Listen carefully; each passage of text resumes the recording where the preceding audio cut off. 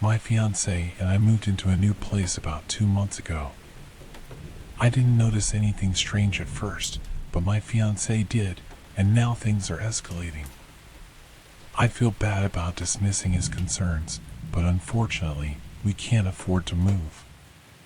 It all started with his contact lens container. It's one of those that vibrates to clean the lenses and move the liquid around, but since I don't have contacts, I'm not entirely sure how it works. One day, he came to me and said he thought the place might be haunted. When I asked why, he explained that his contact lens container had been acting up. He said it vibrated by itself on the ledge when he went to the bathroom, and the bottle of cleaner was out of place. I assumed it malfunctioned, or maybe the shelf jiggled when he closed the door, turning it back on. He didn't bring it up again, and I didn't think much of it. Then, something happened with my phone. I always leave it off silent because I can't afford to miss calls, especially since I'm the only one near my elderly parents in case of emergencies. But twice in 1 week, my phone somehow ended up on silent overnight, causing me to miss important calls. I asked my fiancé if he'd done it, but he swore he hadn't. I was puzzled but let it go. Last night, my fiancé was sick and tossing and turning in bed, so I stayed up to keep an eye on him. I kept the TV on low so I could see, and eventually, I closed my eyes for a bit. But I woke up suddenly to see something strange above my bed. It wasn't a full entity, but I saw a large dark hand with more than 5 fingers stretching down from the ceiling. I couldn't count them, but I'm certain there were more than 5. When I looked at it, it faded back into the ceiling. I jumped out of bed, turned on the lamp, and haven't slept since. I've just been sitting in bed with a cup of tea, watching over my fiancé. There's definitely something weird going on in this house, and I'm not sure what to do about it. Oh, and we also often hear things walking on the roof at night. I used to chalk it up to just an animal, but my fiancé always thought differently, and now I'm starting to think he might be right.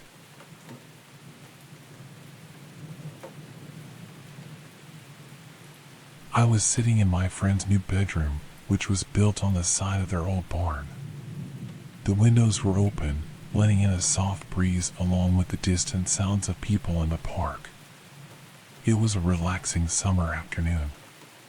We were watching movies, snacking, and enjoying the lazy day. There was nothing eerie or unsettling about this situation, no horror films, no talk of anything strange. In between movies, my friend got up to grab more snacks while I changed the DVD. He called my name from the door, and as I turned to respond, I suddenly felt the unmistakable sensation of an ice-cold hand tightening around my neck. I dropped the DVD case. My hands instinctively flew to my throat to try to pry the hand away, but, of course, no one was there. In fact, I was completely alone. But this hand, this sensation, had completely cut off my breathing. I couldn't take in air. My friend rushed back in, panic in his voice, and helped me to the sofa. I was gasping for breath, terrified, and he kept repeating, "Just breathe. Just breathe." While fumbling with his phone, trying to call emergency services, I suddenly regained the ability to breathe again. It probably lasted less than a minute, but it felt like an eternity. I broke down, shaking and crying. To this day, I have no idea what happened. It felt like someone had physically grabbed my throat and was choking me. It's the only unexplainable event I've ever experienced, and it's always stayed with me. I've always been fascinated by ghost stories and strange occurrences, but this is the only one I can't explain. I don't have any medical conditions or allergies, and nothing in the 2 decades since has explained the incident. When I asked my friend about it years later, he said it looked as though a ghost had walked through me or something. He didn't see a ghost, but the terror on my face, how I turned pale and froze, was something he said he'd never forget. He said it's an experience that will stay with him forever. If you're enjoying the stories so far, consider subscribing. It's free and you can always change your mind later. Now let's move on with the video. This may sound hard to believe, but I assure you, others who were with me witnessed the events that unfolded that strange night. It happened 11 years ago with my ex-girlfriend, and it ended up affecting our relationship in a major way, ultimately leading to our breakup a few weeks later. Despite that, the experience is still vivid in my memory, as it was completely unexplainable. My girlfriend at the time wanted to surprise me with an overnight trip. I was excited and thought I was lucky to be treated to something so thoughtful. After packing a duffel bag with clothes and toiletries, we set off on what I believed was a resort or hotel stay. 2.5 hours later, we veered off a main road onto a rough, unpaved path. I asked her if this was a camping trip, and she confirmed it was. To be honest, I was a little disappointed. I wasn't a fan of camping, and I hadn't packed hiking shoes or anything suitable for the outdoors. Still, I didn't complain, as it was a romantic gesture, and I went along with it. About 15 minutes later, we arrived at the campground. The first thing I noticed was the lack of other campers around us. It made sense, considering how far off the beaten path we were. I was even surprised that her car had made it that far. We set up a fire pit, and she cooked dinner. Everything was going smoothly, and we were having a good time. As the sun went down, we retreated to the tent, where things started to heat up between us, as they do when you're a young couple. But then, the first strange occurrence happened. I started hearing scratching noises on the side of the tent. I tried to rationalize it, wondering if we had set up the tent next to some brush or trees, and maybe the wind was causing branches to rustle against the tent. It seemed like a normal part of being in the woods, right? But then the scratching stopped, and we brushed it off, continuing our evening as if nothing had happened. But then, things escalated. The environment around us suddenly went dead silent. There was no wind, no animal sounds, just an eerie stillness that made us both uneasy. Our mood shifted, and we lay next to each other, trying to listen for any sign of animals, perhaps a bear or something else nearby. And then, without warning, it happened. Something hit the side of the tent with a force so tremendous it felt like an explosion. It was as if a heavy log had been thrown at the tent with the power of a battering ram. The impact was so loud and jarring that we both froze, eyes wide with terror, unsure of what to do. The force that hit the tent was so powerful that it pushed the material inward, and it felt incredibly dangerous. A rush of adrenaline surged through me as I realized something violent might be outside. Not knowing how I would react, my instincts took over, and I yelled for the knife and flashlight, scrambling to unzip the tent, determined to confront whatever was out there. I thought maybe someone with a baseball bat or some other weapon was messing with us. I rushed out of the tent, heart pounding, and stood up, ready to face the threat. But as I scanned the area, there was nothing. No sound, no movement, just darkness and silence. I tried to convince myself it might have been a falling branch or something, but there was absolutely nothing on the ground where we had heard and felt the thud. I yelled hello several times, hoping for a response, but the only thing that followed was a chilling silence. Then, a sudden, icy feeling crept up my spine. I turned to my girlfriend, and in a frantic voice, I told her to grab the keys and get out of the tent. Without hesitation, she joined me, and we both instinctively started walking briskly toward her car, which was parked about 30 yards away along the rough path we had driven in on. I can't explain the terror I felt in that moment. It wasn't just fear, it was the sense that something was watching us, something that we couldn't see, but could feel lurking in the darkness. The walk to the car felt agonizingly long, like we were moving in slow motion, but we eventually reached it. I jumped into the driver's seat, and with a quick twist of the keys, the engine roared to life. For a split second, there was a small sense of relief, but as soon as I locked the doors and turned on the headlights, the reality of what had just happened sank in. We both sat there, trying to rationalize it all, when my girlfriend suddenly exclaimed, "My laptop is moving. Something's in the tent." She had left her laptop behind, using it as a lantern after dark, and now it was being rustled around in the tent. Without a second thought, I threw the car into gear and started driving down the rough road as quickly as I could without risking getting stuck. But that's when the strangest thing happened. A loud, piercing ringing sound started emanating from inside the car. I fiddled with the radio, turning it on and off, checked the windows, and even asked my girlfriend if she had ever heard anything like this from her car. She said no. It was a sound I couldn't explain, and it only made the fear and confusion more intense. We were driving quickly, but the noise and the events from just moments ago left us feeling like we were still in danger. When I asked my girlfriend again if she could hear the ringing, she confirmed she did. It wasn't something I could just write off as a mechanical issue. If you were there with me, you'd describe the sound as a constant bell ringing, but it didn't sound like any car noise I had ever encountered. Growing up as a pastor's kid, I knew the instinctive feeling of fear when something felt wrong. In that moment, I started praying, certain that what we were experiencing was something supernatural or possibly demonic. We endured that strange screeching noise for what felt like an eternity, about 10 minutes, until, out of nowhere, it stopped. It didn't fade away or gradually quiet down, the loud ringing simply ceased. The strange thing was that, when it stopped, everything felt normal again. The panic and the chills disappeared in an instant.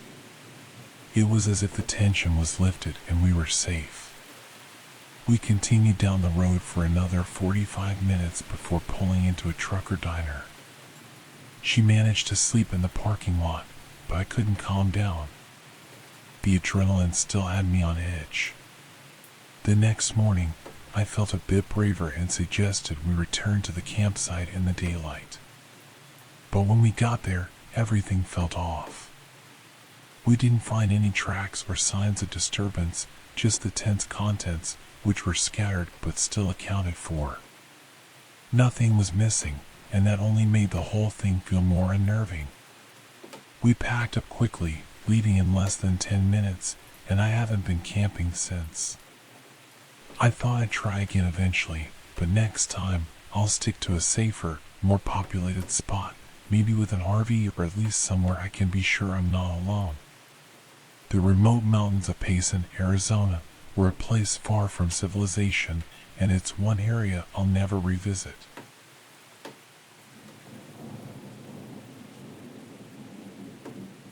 Living in a valley surrounded by smaller towns, it's common for teenagers and young adults to visit these areas during winter for a bit of fun.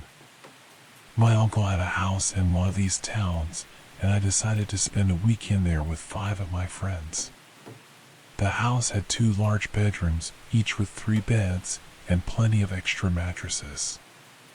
One night, after a while of hanging out, we decided to head inside to chill and watch TV.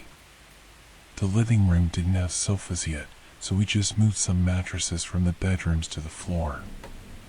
At some point, one of my friends, Victor, went outside for a smoke. A few minutes later, we heard someone knocking on the window behind us. We all jumped a bit, but assumed it was just Victor. Since we were sitting on mattresses low to the ground, it was hard to see clearly who was at the window. The person stood there, staring at one of the girls, so I decided to get up and check. To my surprise, I saw a man who looked a lot like Victor, but older and a bit heavier. I froze for a moment, realizing it was a stranger. I told the group, "That's not Victor," and everyone else went silent, waiting for me to react.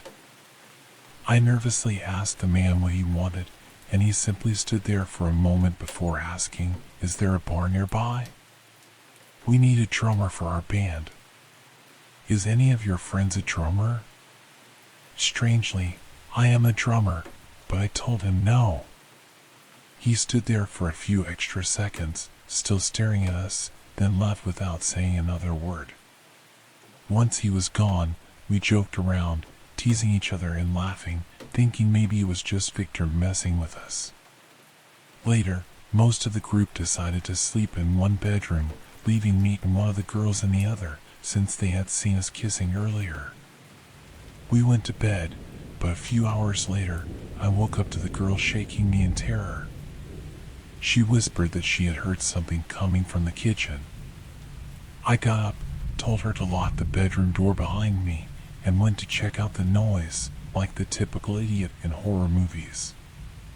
As I walked past the second bedroom, I thought about waking someone else up to join me, but when I saw everyone asleep, I kept going. The sound came again from the kitchen window, so I quickly moved toward it, staying quiet, and found a knife for protection. As I approached the kitchen, I heard the door open right in front of me. To my shock, it was the same man from earlier. I was certain it wasn't a joke now because I had just seen my friend sleeping. It felt like an eternity as we just stood there, staring at each other for what probably lasted only 5 to 10 seconds. While still holding the door handle, the man slowly reached under his shirt, likely for a weapon, but I instinctively lifted my knife in response, making it clear that I was ready to defend myself.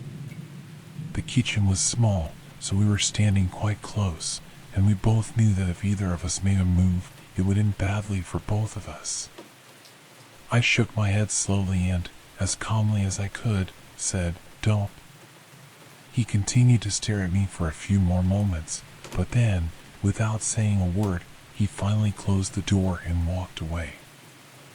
I returned to the bedroom, told the girl everything was fine, and suggested we try to get some sleep. But I couldn't. I stayed awake all night, and we left first thing in the morning. I made sure to ask my uncle and cousins if they'd ever received any strange visits there. They told me the only person who came by at night was the old neighbor, who, when his wife wouldn't let him into their house drunk, would sit in my uncle's rocking chair until he sobered up. But, of course, that was not this guy. Every year, my friends talk about returning to the house for another weekend getaway, but I always make up an excuse to avoid going back there. They still don't know what happened that night, and I prefer it stays that way.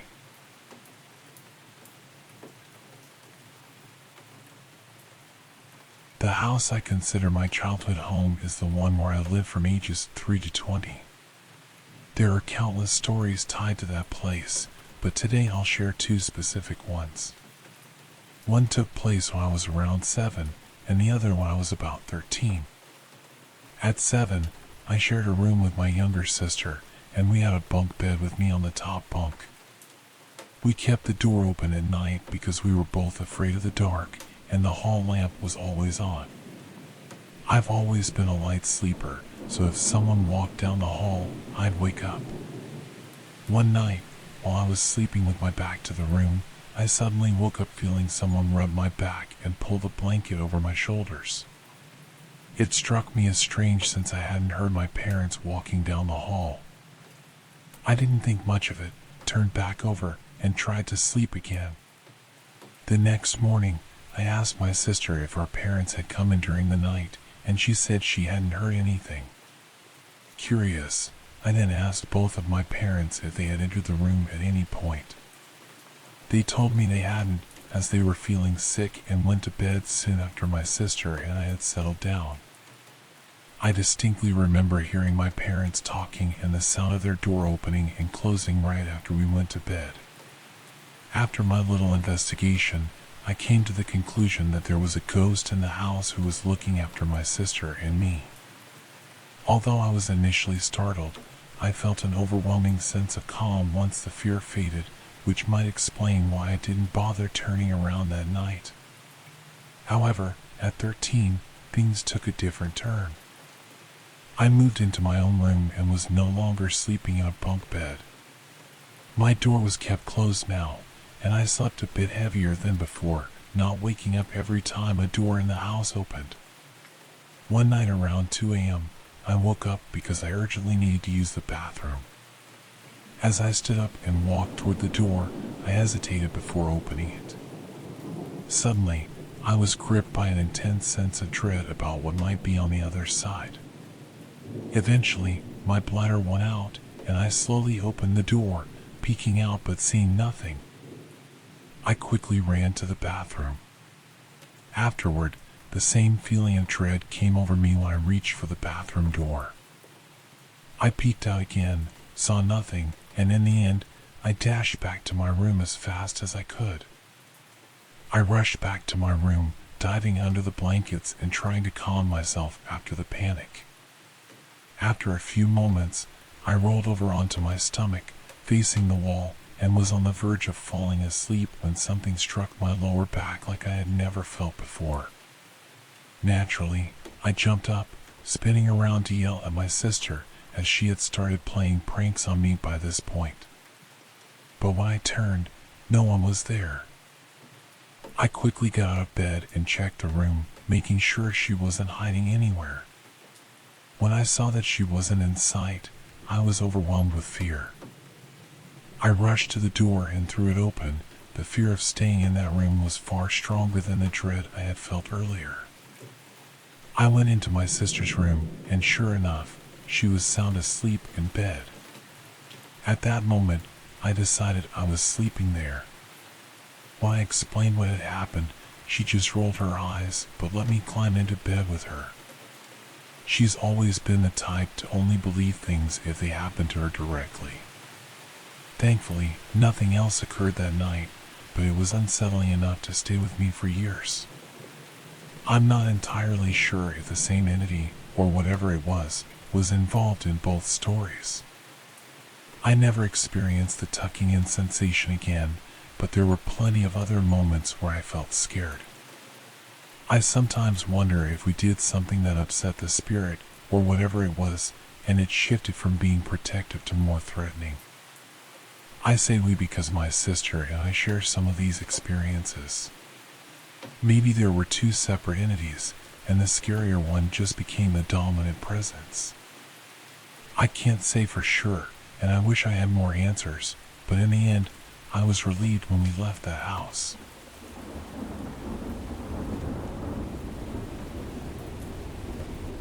To set this scene, my significant other, our 2-year-old, and I were living in a 1-bedroom apartment. The 2-year-old's crib was near the wall by the door, while our bed was on the opposite side of the room. From where I slept, I could see both the crib and the bathroom door, which was just outside the room. At first, there were just some strange vibes, like that unsettling feeling you get when you walk into a place and know something's off. It was like bad energy lingering in the air. One night, I woke up to a strange sense that something was wrong. It felt like our 2-year-old was up to something they shouldn't be. The room was completely dark, but as my eyes adjusted, I saw a small shadow near the bathroom. It was my 2-year-old, standing at the entrance, looking back at me before stepping into the bathroom and out of sight. I immediately woke up my significant other and asked, "Why is our 2-year-old out of their bed? How did they climb out?" They looked at me, confused, and replied, "What are you talking about?" "They're in their crib, asleep." I took a moment to really focus, and, as my eyes adjusted to the dark, I saw my 2-year-old peacefully sleeping in their crib. My heart began to race as I tried to make sense of what I'd just seen. Who was that in the bathroom? I rushed out of bed and bolted into the bathroom, flipping on the light, only to find it completely empty. There was no one there, just my reflection in the mirror staring back at me. Confused and unsettled, I turned off the light and went back to bed, still unsure of what I had just witnessed. A few nights later, I was still haunted by what had happened before. I lay in bed next to my significant other, with our 2-year-old sound asleep in their crib. Once again, I woke up to an unsettling feeling, like we were being watched. I opened my eyes, but my body was frozen, like I couldn't move. It was as if I was trapped, unable to do anything. My eyes scanned the room, and when I looked toward the door to our bedroom, my heart stopped.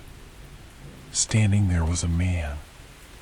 But something about him didn't seem right. He was wrong in a way I couldn't explain. He looked more like a shadow than a person, his posture hunched as though he was trying to sneak around, like he was stalking prey. The shadowy figure began moving toward me, inching closer to the bed. My mind raced. This was it. An intruder had broken into our home, and I was the only one awake. I mentally prepared myself to fight and protect my family, but my body was still paralyzed.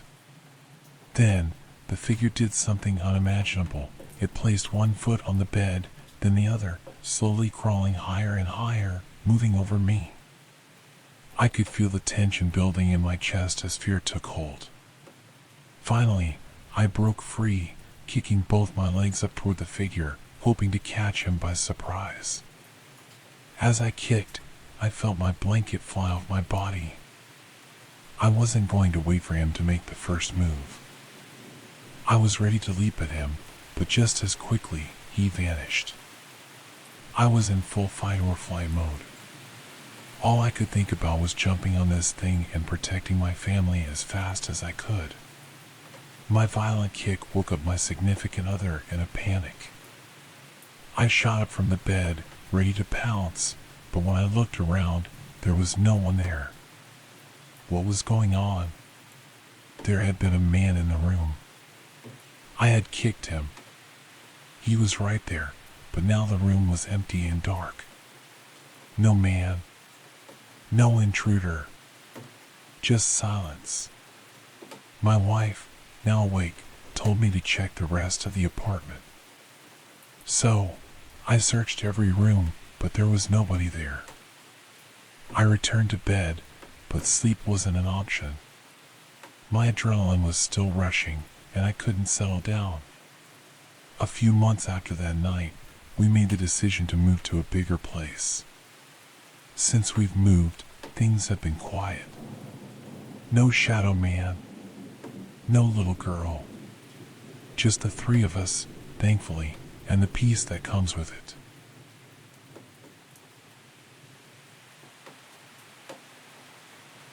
I was working at a small business in Iowa when a man came in for an interview.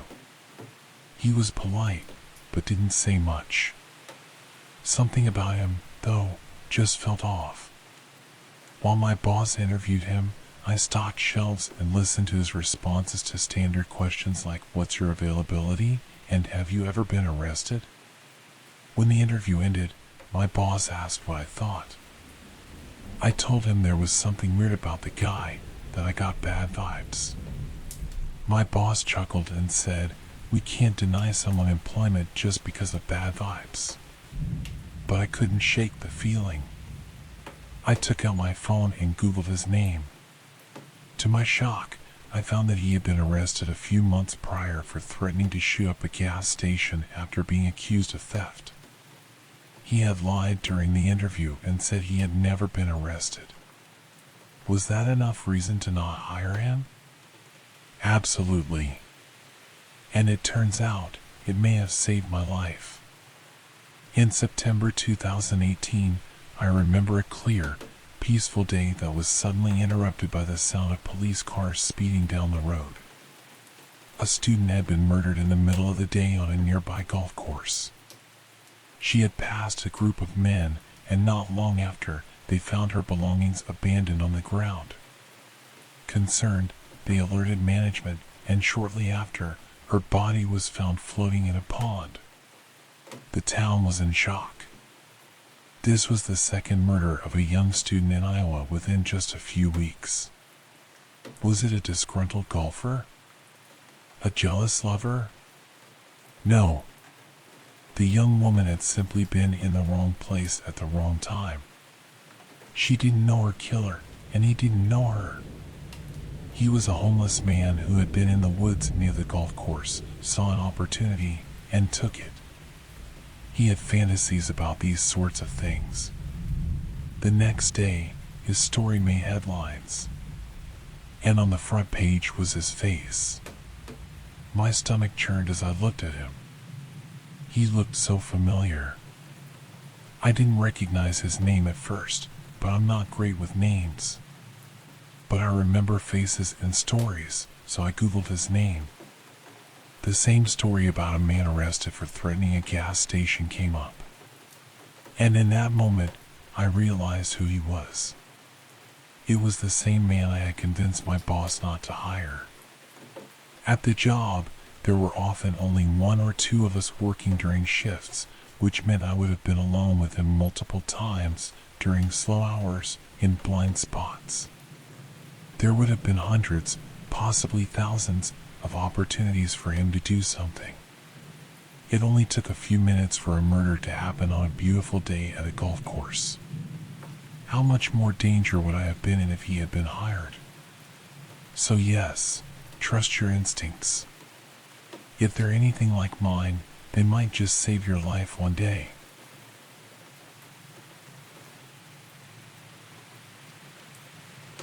My mom, stepdad, and I have lived in our house for about 15 years. I'm 21 now, and my mom says I've had a presence attached to me since I was a baby. Honestly, that makes sense because there's definitely an obvious presence that lingers in my room. It's been there for as long as we've lived here, and though it doesn't bother me too much, we've experienced some strange things over the years, noises, things moving, fleeting figures in the corner of our eyes, and an eerie feeling in certain spots. But this morning, something new and terrifying happened. My mom left for work around 5:30, and I heard her leave. Then, at 6 a.m., the garbage truck came, and my dog went nuts. He was in the living room, and I was still in bed, just waiting for him to calm down. But then, I clearly heard a woman's voice call out my dog's name. She said it very clearly, loudly, and firmly. I thought maybe my mom had returned, or maybe I was just hearing things. But then, I heard the voice again, this time telling my dog to be quiet, and sure enough, he immediately stopped barking. I texted my mom to check if she was back, and she replied saying she'd left 30 minutes ago, just as I thought. So, I went through the house, and there was nobody there. It couldn't have been anyone else either. No one would just show up at 6 a.m., scold my dog, and then leave without a trace. I told my mom what had happened, and she said that just a week ago, while she was sleeping, she heard a woman's voice say "oh" right next to her ear. She woke up startled, but at the time, she thought she was imagining it. When I told her about my experience, she realized it was the same voice, a mature woman's voice.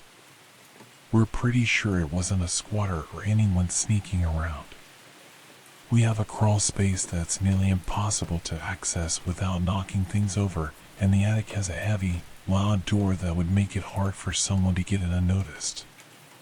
What's really puzzling me, though, is why this presence has suddenly become vocal after all these years. Why now, after we've been living here for over a decade? I'm really scared by this change, and I'm wondering if anyone has any insight into why this entity, or whatever it is, has started communicating like this. It's truly terrifying.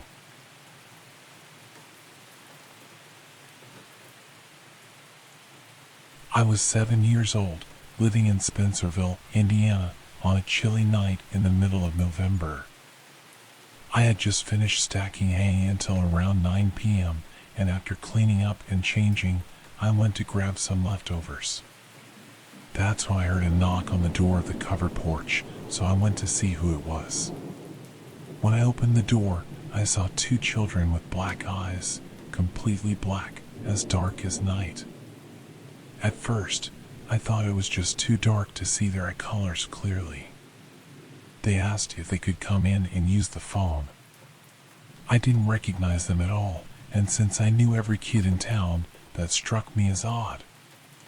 I told them to wait while I went to get my grandpa. He went outside, and I could hear him say something, but I couldn't make out the words. When he came back inside, he looked absolutely pale, almost ghostly. He told me to go to bed right away. I started to argue with him, wanting to eat my food, but he screamed at me in a way I'd never heard before. I didn't know anything about black-eyed children until just last year when I remembered that night. And man, it gave me chills just thinking about it.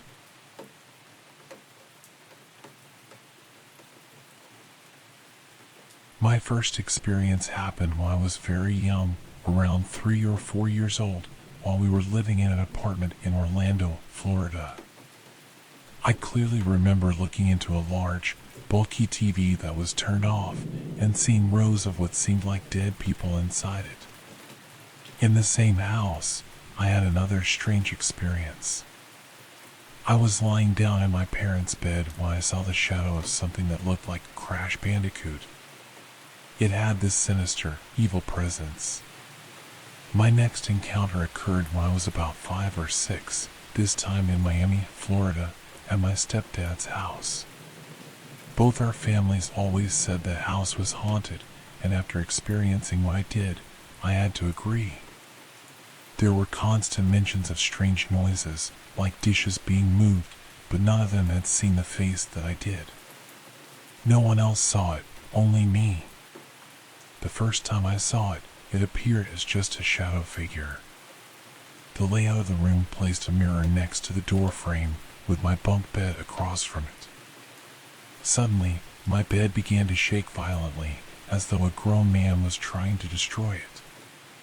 When I glanced at the mirror, I saw a shadow figure sitting on the top bunk. It looked as demonic as anything could, with horns that curved all the way back toward its back. Terrified, I covered myself with pillows, hoping to block out or forget what was happening right above me. Eventually, the strange occurrences stopped, but I couldn't sleep that night. To this day, I sleep with at least 10 pillows on my bed because of that experience. In that same house, my mom claimed to have seen a shadow figure walking towards our doorways, leaving some sort of symbol on them. I don't know why she never said anything to anyone, it's beyond me, but she had her quirks. Another time in that house, I was climbing the pantry. There was a small space between the top shelf and the door frame, maybe around 2 feet. When I reached the top, a face suddenly appeared right in front of me. It was a pure white face, almost like a ceramic mask, with eyes that seemed completely void of any light. It came within inches of my face, and I immediately dropped down in shock. This was the first time I saw its face, the first time it introduced itself to me. Since that moment, I've never been able to open a closet without feeling a fear that I might see it again. A few years later, when I was about 7 to 9 years old, I was playing with some Legos in the bath. The bathroom had an exhaust fan in the center of the ceiling, and as I lay there, I looked up at it and thought, that looks kind of like a face. But since I was young, I just convinced myself it was the fan spinning quickly. It didn't seem as if it was moving at all when I looked back at it. Then, my older brother, Justin, walked in, and that's when the eyes on the face moved with an unnatural speed that I can't even describe. They snapped to him, following his every move throughout the bathroom. I immediately told him he couldn't leave without me, as the face remained purely white with those empty black eyes once again. That's when I recognized it. After that, I didn't see it for years, but the fear of being alone stayed with me. The next encounter came when I was in my sophomore year of high school, probably around 15 or 16. At that point, I was living in the basement of our new house. It was just me, my younger sister, and my mom. Occasionally, a friend would come over to hang out. The basement was set up in a way where my bed was near this open room that my mom used as her closet. On the other side of the room was the bottom of the stairs leading to the rest of the house. When you entered the basement, you turned right and could see the closet, my bed, and the stairs to the top floor. One day, my friend came over, and as soon as I let him in, he started freaking out. This kid was tough and usually didn't react to things like that. Naturally, I asked him what was going on, and he told me he had seen a white face with black eyes peeking out from my mom's closet. I hadn't shared any of my experiences with him, so I was stunned. After that, I moved upstairs, and the fear that I thought was gone was suddenly reignited. I never saw the face again, but I swore I could still feel its presence. Then, when I was 24 years old, I was lying in bed with my now ex-wife, our backs to each other. Out of nowhere, she started screaming at me, demanding to know why I kept poking her in the face. I was practically asleep at the time, nowhere near her, and I felt a cold chill that I couldn't explain. She quickly realized it wasn't me and backed up even further. For a long time, up until my senior year of high school, I thought I was just schizophrenic. It wasn't until I spoke to Justin, my older brother, that I realized how real everything had been.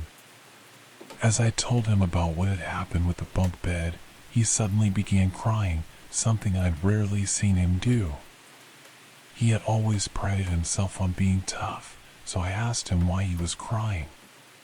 He told me that the exact same thing had happened to him years earlier in that house in Orlando, on the very same bunk bed. That was when I understood it wasn't just my stepdad's house, and I wasn't crazy. There were more incidents that affected my family and siblings. For example, when we lived in a house in Warner Robins, Georgia, my little sister had a dream about my younger brother, Keanu, being trapped in the bathroom, unable to escape, while green glowing eyes stared at him from the mirror. When she woke up, Keanu was in the bathroom, claiming to have seen the same green glowing eyes. In the same house, my sister Annalise would often wander around the house sleepwalking, almost in a trance. One night, my older sister Melissa and her wife Leanne found Annalise in this trance-like state, and as they observed her, they saw an orb fly past her. To be honest, I believe all of this may have started when my mom and her older sister, my Tia, played with a Ouija board when they were very young. They claimed that the bed they were sitting on floated during the session, and my grandparents threw it out afterward. But they never properly said goodbye, which, according to some beliefs, is a big mistake. Despite all of this, it continues to haunt me, and my greatest hope is that I never see that white face again.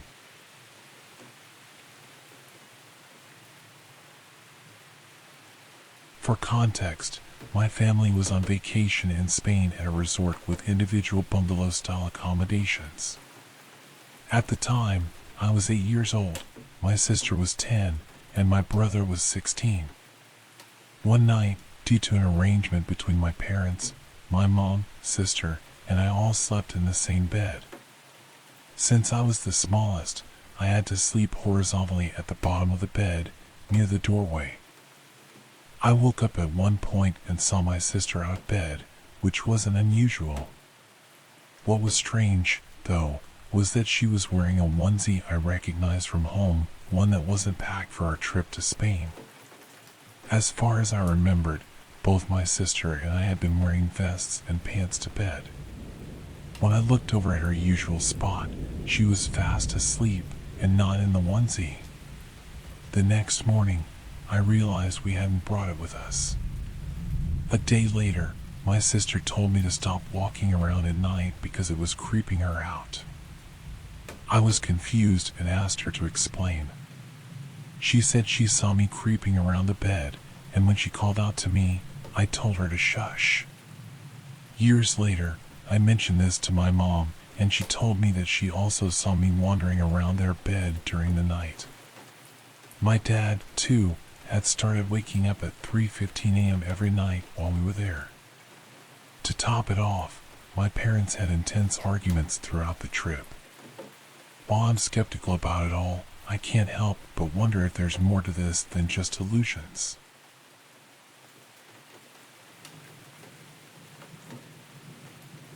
About a year ago, I had an experience that I just can't shake off. I was fast asleep, but having some pretty horrible nightmares, different from the usual ones I get as a former military member and current firefighter EMT. These weren't the typical nightmares about reliving past traumatic events. These were vivid dreams about bad things happening to my friends and family, things that had never happened in real life. I woke up, drenched in sweat, and immediately became aware of a large black figure leaning over me. There was another one seated in a chair across the room. At first, I thought, so this is what sleep paralysis feels like, since I had never experienced it before. But then I quickly realized that I wasn't paralyzed at all. I could move. Once I moved my arm, the figure leaning over me seemed to notice, stood up, and took a step back. Then both figures just faded away.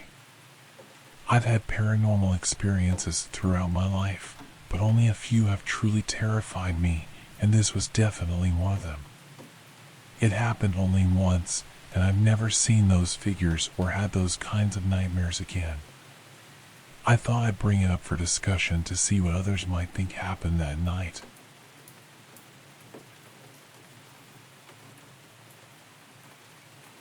I had just gotten back from shopping and was parking my car when I suddenly got a strange feeling. As I was about to open my door, I glanced to my left and saw a woman in a hood standing a few feet away from me. When she noticed me, she stopped and took a few steps back. I tried to act casual, pretending to rummage through my purse, hoping she'd see that I had noticed her and leave. But then she went and hid behind my truck, where I couldn't see her anymore. My car doors were locked, but I wasn't sure which side she was on. I waited for about 2 minutes, and then I saw her run to the corner and hide beside a house. She kept peeking her head out to check if I had gotten out of the car yet. I called my dad and asked him to come help me walk home. He came running down the street with a bat, and when the woman saw him, she took off running. The whole experience taught me to always be aware of my surroundings. If I hadn't looked to my left, I could have been robbed or worse. Now, I make sure to carry something with me in my hand whenever I get out of the car.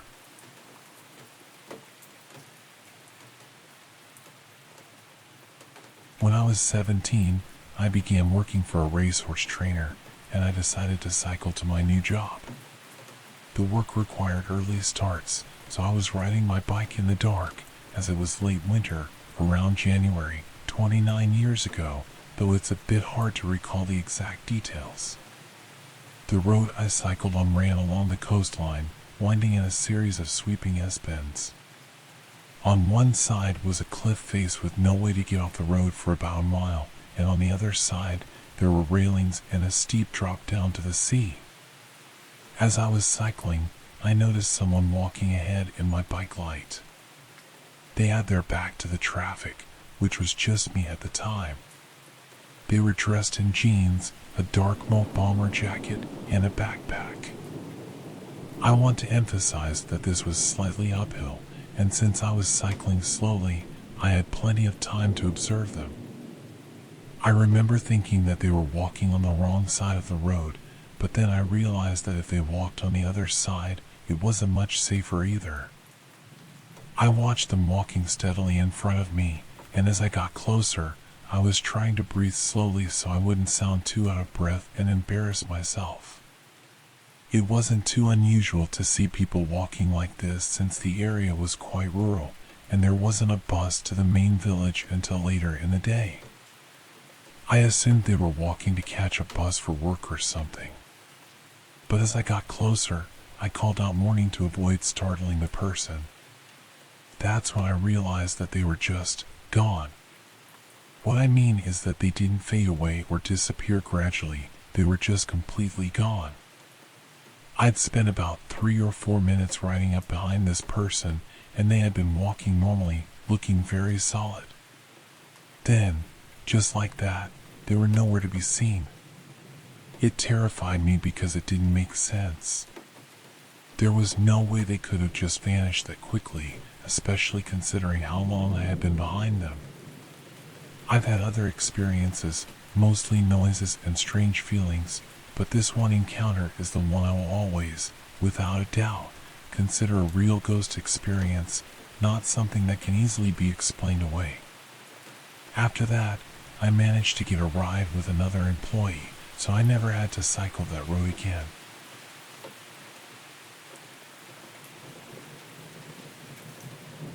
This happened last night, and I'm still pretty shaken by it.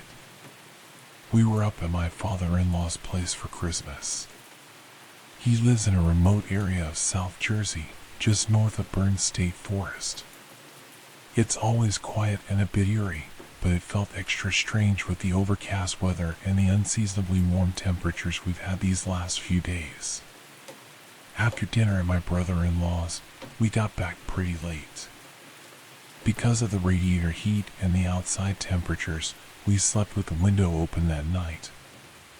I woke up in the middle of the night to use the bathroom, and as I was drifting back to sleep, I heard a low wail that gradually grew louder before stopping abruptly. I figured it was just some odd bird and tried to go back to sleep. But it happened twice more within a span of about 5 minutes. I was just starting to drift off again when I heard a loud, shrill sound, almost like a high-pitched elephant's trumpet.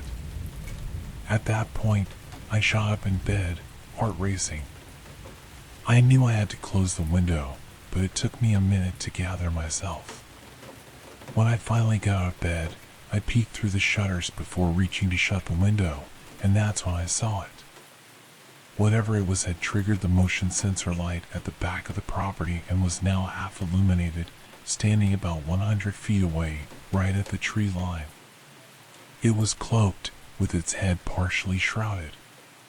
The lower part of its face was flat and round, almost like the back of a dinner plate, with a smaller, uncovered black circle at its center. It looked humanoid, and that was all I needed to know. I immediately slammed the window shut, and it didn't move, just stood there with its face tilted towards the window.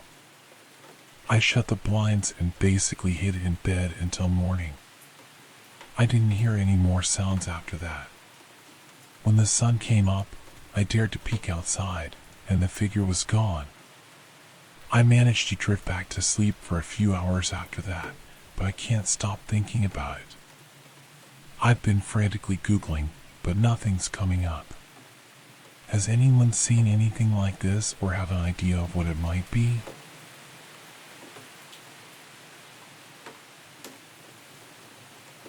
This all starts with a guy named Daniel, who at one point was an acquaintance of my ex-husband.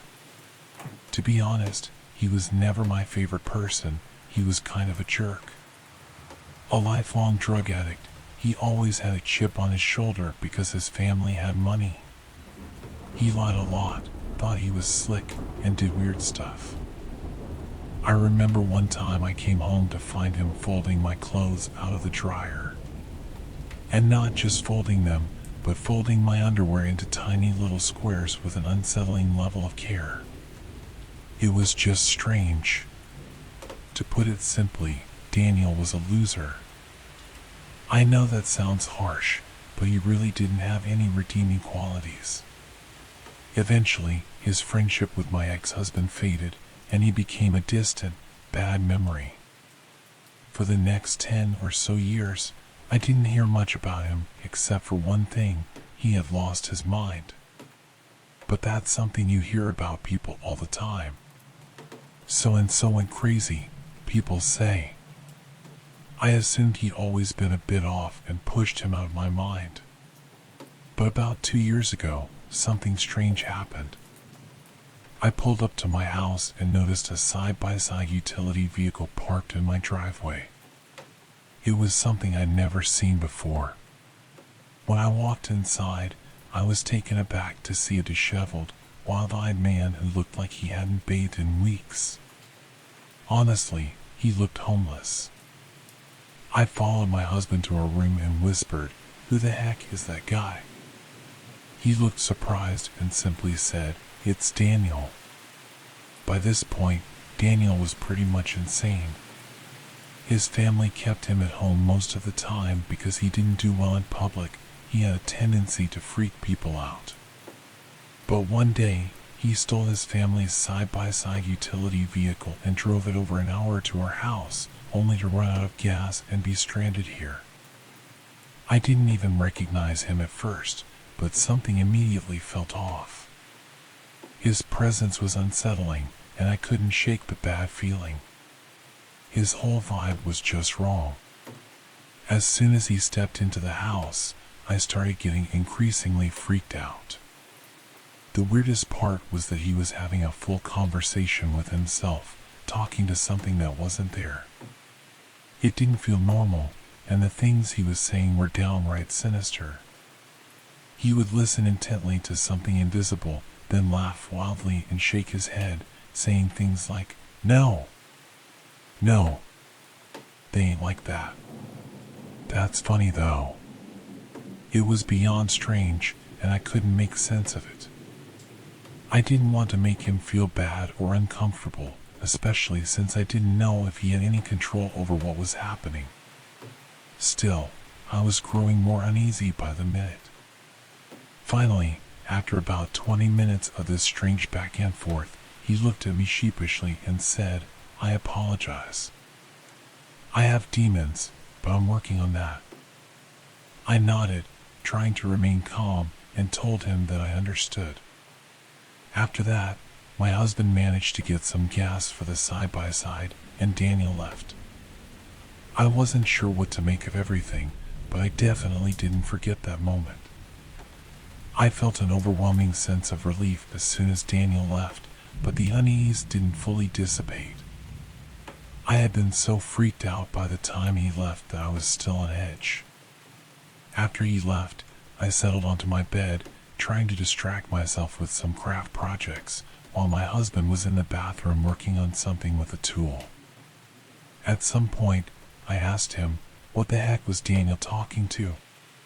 My husband replied that he believed Daniel was speaking to demons, ones that followed him around and told him things. He seemed convinced that Daniel had been having a conversation with a demon, at least in his mind.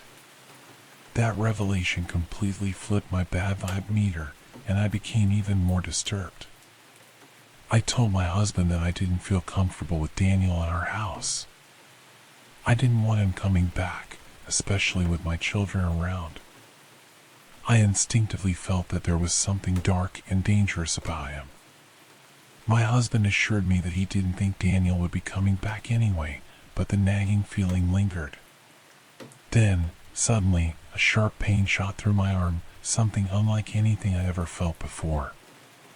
At first, I thought my husband had accidentally shot something metal across the room with whatever he was working on, maybe a piece of metal from his tool. But the pain was too intense, too specific. I pressed my flat hand over the inside of my arm, between my elbow and wrist, trying to apply pressure to ease the pain, but nothing helped. It didn't stop. It was this strange, excruciating pain that I couldn't describe. In that moment, I screamed. I moved my hand to inspect my arm, but there was no blood, so I knew it wasn't from shrapnel or anything like that. Instead, to my horror, I saw half-moon-shaped claw marks deeply dug into my skin, as if someone had grabbed my arm and driven their nails in, not just scratched it. There were at least 40 or 50 marks between my wrist and elbow, and, worst of all, I watched in absolute terror as more appeared right before my eyes, as if they were being carved into my skin out of nowhere. I screamed for my husband to come into the room and show him my arm, asking him what it looked like to him. His response was blunt, "Dang, who clawed you up like that?" I shook my head, explaining that nobody had touched me, and the marks just appeared seemingly from thin air.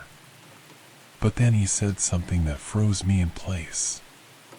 Daniel didn't leave his demon here when he left, did he? He joked with a little laugh. But the moment he said it, I felt a chilling realization wash over me. It made perfect sense. The demon didn't like me talking about Daniel like that, and it was punishing me for it. I told him not to say things like that, but inside, I was quietly freaking out. I tried to push it all to the back of my mind as I went to bed, but the fear kept gnawing at me, refusing to let go. A couple of days later, my husband and I were in bed, and he was spooning me, his arm draped over my side. He had just drifted off to sleep when I felt that same eerie, otherworldly pain in my side, right under his arm. In that moment, I knew it had clawed me again. I cried out in panic and shook him awake, begging him to move his arm. I quickly lifted my shirt and asked him to look at my side. He looked at me, wide-eyed, and said it looked clawed, just like my arm had been. And as we both watched in shock, more claw marks started to appear on my side until it was covered in them. At that point, my husband was almost as shaken as I was. Over the next few months, the feeling of being watched never left me. I would randomly experience that same strange pain, followed by marks appearing where the pain had been. It felt like I had to keep exercising my house, trying to rid myself of whatever dark force had attached itself to me. It worked for a week or two each time, but the marks and the sensation would always return, not as strong but definitely persistent. Looking back, I now truly believe that Daniel isn't just hearing voices in his head. I think the demons he's speaking to are exactly what he claims they are. And I think the one he brought into my home that night decided I was vulnerable, that I was an easy target. It seemed like it found something in me that it was drawn to, whether it was something it wanted or just a way to punish me for how I had spoken about Daniel. Either way, it focused solely on me. No one else in the house seemed to be affected. There had also been a lot of domestic violence in our home, and I was the victim of it. I began to think that it was feeding on all the negativity that had surrounded me, especially in that environment. It always felt like it was there, lurking just out of sight, waiting for an opportunity to strike again. The whole situation was terrifying. Since then, I've divorced and moved on to a much better place, both physically and spiritually. But this experience taught me a crucial lesson. What you don't believe in, you can't protect yourself from. And I'll never make that mistake again. Thanks for watching. If these stories kept you on edge, make sure to like, subscribe, and hit the bell icon so you don't miss the next chilling tale. See you in the next video.